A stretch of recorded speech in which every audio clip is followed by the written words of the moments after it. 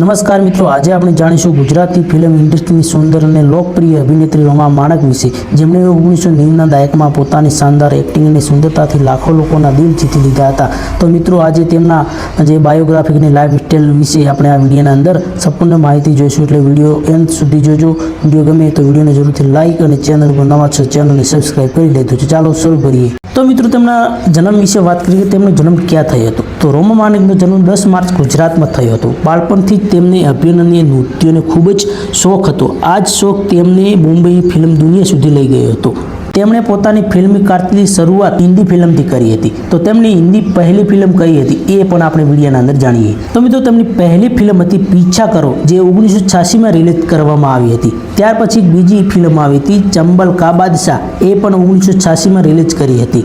ત્યાર પછી ત્રીજી ફિલ્મ આવી હતી 7 સાલ બાદ, એ પણ હિન્દી ફિલ્મ ઘણી બધી સુપરહિટ પણ ગઈ હતી। ત્યાર પછી એક આવી હતી હિના, ત્યાર પછી આવી હતી દિલ હે તો માનતા નહીં, ત્યાર પછી આવી હતી જીના મરના તેરે સંગ, ત્યાર પછી આવી હતી જુનૂન, ત્યાર પછી આવી હતી જમાને સે ક્યા ડરના જેવી હિન્દી ફિલ્મોમાં પણ કામ કર્યું હતું।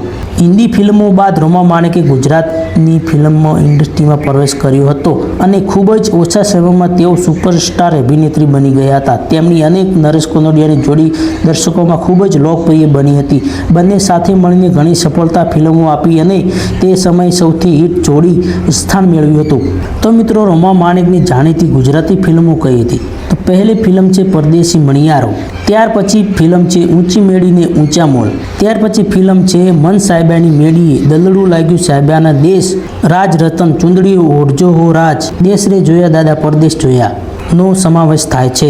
આ ફિલ્મોમાં તેમણે રાધાનું પાત્ર ભજવ્યું હતું અને આ ફિલ્મ ગુજરાતી સિનેમામાં ઇતિહાસની સૌથી સફળતા ફિલ્મોમાંથી એક જ બની હતી। ફિલ્મ ઉપરાંત રોમા માણેકે ટેલિવિઝન પર પણ પોતાની છાપ છોડી હતી। તેમણે લોકપ્રિય ધારાવાહિક મહાભારતમાં માંદ્રી અને જય હનુમાન કૌશલ્યનું પાત્ર ભજવ્યું હતું। તો મિત્રો, તેમણે શરૂઆત કરી અને ત્યાર પછી તે ફિલ્મોમાંથી ગાયબ થઈ ગયા। તો તેમની લાઈફસ્ટાઈલની વાત કરીએ તો રોમા માણેકે આજે ફિલ્મની ચમધમ કરતી દૂર શાંત અને ખાનગી જીવન જીવવાનું પસંદ કરે છે। તેઓ સોશિયલ મીડિયા પર પણ ખૂબ જ નિષ્ક્રિય નથી અને પોતાના અંગત જીવનને જાહેરમાં રાખવું ટાળે છે।